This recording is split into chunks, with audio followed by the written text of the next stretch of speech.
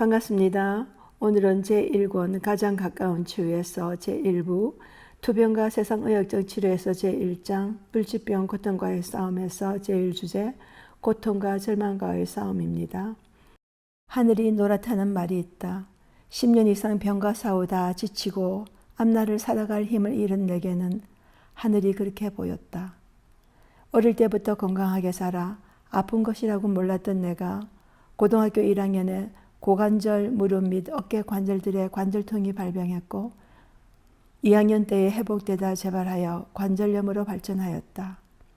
학교를 중퇴하고 투병 생활을 하며 검정고시를 통하여 힘들게 들어간 대학에서도 각종 치료를 받지 않고는 버틸 수 없었다. 대학교 2학년 때 척추가 굽어지고 아파 찾아간 순천향 병원에서는 류마티스성 관절염 일종인 강직성 척추염이라는 진단을 받았고 의사는 척추와 관절들의 염증이 발생하고 척추가 대나무처럼 붓고 굳어가는 질환이라고 하며 척추가 앞으로 굽어진 환자 그림을 보여주며 시간이 지나면 그렇게 진행되는 불치병이라고 하였다. 함께 동행하셨던 어머니는 후에 그날 밤 한숨도 자지 못하셨다고 이야기하셨지만 나는 그렇지 않고 무덤덤하였다. 이미 5년간의 투병 생활로 통증과 고통이 많이 무감각해져 있었기 때문이었다.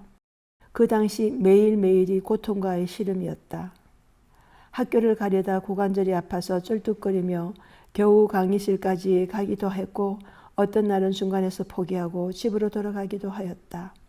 진통, 소염제 약과 주사는 통증은 잠시 줄여주었지만 위가 아프다든지 얼굴이 붓는다든지 하는 여러 부작용들이 뒤따랐다.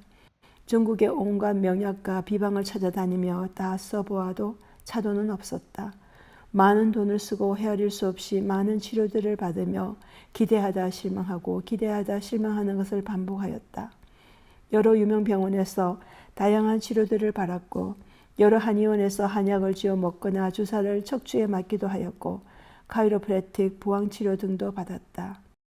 신유치료를 받는다고 성령춤을 따라 하기도 하고 네이만 있고 여러 여자 권사 집사들로부터 손바닥으로 맞는 안찰기도를 받은 적도 있었다. 어떤 때는 새벽 4시에 잠실에서 용산까지 택시를 타고 가서 아픈 곳들을 손바닥으로 많이 때리는 시술을 여러 달 받기도 하였고 낫기만 한다면 못할 것이 없었다. 그리고 지렁이, 진해, 뱀, 말뼈, 산돼지 등 헤아릴 수 없이 많은 민간요법들을 시도하였다. 하지만 이런 모든 치료가 효과가 없었다. 미국과 독일과 같은 선진국들이 알아보아도 강직성 척추염 환자들은 치료가 되지 않아 연금을 받고 살아간다는 이야기만 들을 수 있었다. 세상을 아무리 둘러보아도 희망은 없었다. 친구들을 만나지 못한 지도 여러 해, 처지가 다르니 만나도 할 이야기가 없었고 만날 생각도 나지 않았다. 친척들 모임에 참석해도 몸이 아프고 불편하여 함께 즐길 수 없으니 참가 자체가 가족 친지들에게 부담을 주게 되었기에 참석할 수 없었다. 계속되는 통증과 절망으로 인해 손이나 발이 없어도 통증 없이 일하면서 살아가는 불구장애자들이 부러웠고 사고로 목숨을 잃는 사람들마저 부러웠다. 앉아서 5분 정도만 식사를 해도 허리가 아파서 먹는 것이 고통스러웠고 턱관절이 아파서 음식을 씹기 힘들었고 오른쪽 어깨 관절을 접착제로 붙여놓은 것 같이 여러 해 팔을 조금 더 올리지 못하였다. 때로 일어나는 것도 아파서 혼자 있을 때 화장실을 가지 못하고 신음한 적도 여러 번 있었다. 밤에 자는 것도 척추가 굽어져 바로 누울 수 없어 힘들었고 온몸의 통증으로 인하여 자주 깼다. 종래에는 이것은 사는 것이 아니다. 차라리 죽는 것이 낫다는 생각이 들었다. 고등학교 때부터 하나님께 기도하여 왔는데 20대 중반이 넘도록 더 중해지는 병과 씨름하고 있으니 하나님의 나의 기도는 듣지 않으시는가 하는 의문도 들었다. 다른 사람들의 기도는 들어주시는 것 같은데 왜 내 기도는? 그러다 하나님이 기도를 들어주셔서 회복시켜 주신다 할지라도 손해보는 것과 같은 느낌이 들었다. 왜냐하면 청춘의 한건기인 고등학교 1학년 때부터 20대까지 10년 이상을 병과 씨름하느라 세월을 보냈기에 회복된다 할지라도 손해보는 느낌이었다. 나의 오랜 고통에 의미가 있기를 바라는 마음이 들었다. 아니, 의미가 있어야 한다고 생각하였다. 의미 없는 오랜 고통의 세월은 너무 잔인한 일이었다. 스스로 용납되지 않았다. 하나님은 인생에게 까닭없이 고통을 허락지 않으시고 고통을 허락하시되 선한 의도로 허락하시는 분이란 성경 말씀을 기억하였다.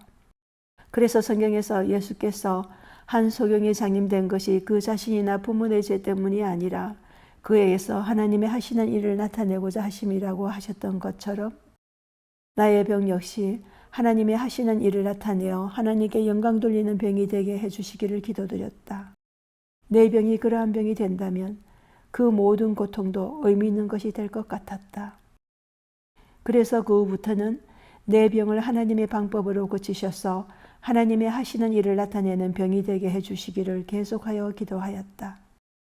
어떤 때는 한의원을 처음 찾아가서 대기실에서 기다리면서 치료로 병이 낫는다 할지라도 하나님께 영광을 돌리지 않고 한의사가 나를 낫게 했다는 결과가 생길 것 같으면 차라리 나를 낫게 하지 마시기를 기도하기도 하였다. 갖가지 치료를 시도하다가 더 이상 희망을 가지다가 절망하는 것을 부질없이 계속 반복하기 싫어서 더 이상 희망하지 않고 절망 가운데 있고자 하는 마음까지 들었다. 그런데 성경을 읽거나 찬송을 부를 때는 마음이 조금 밝아지는 것을 느꼈다.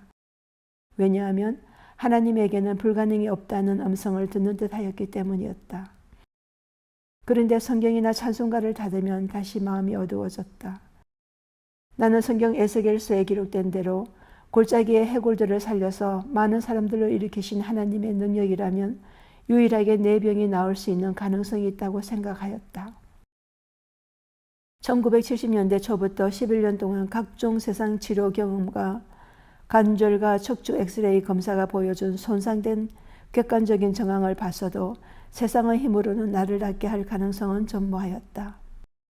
통증과 무거운 삶의 무게로 그대로는 더 이상 살아갈 수 없었던 나는 무기한 금식 기도를 하여 하나님을 만나 살 길이 열리든지 아니면 굶어 죽고자 하였다. 남은 유일한 희망은 죽은 자도 살리신 하나님밖에 없었다. 다음 시간에는 제2부 죽음을 각오한 무기한 금식 기도에 대해서 나누도록 하겠습니다. 무도의 건강 조심하시기 바랍니다.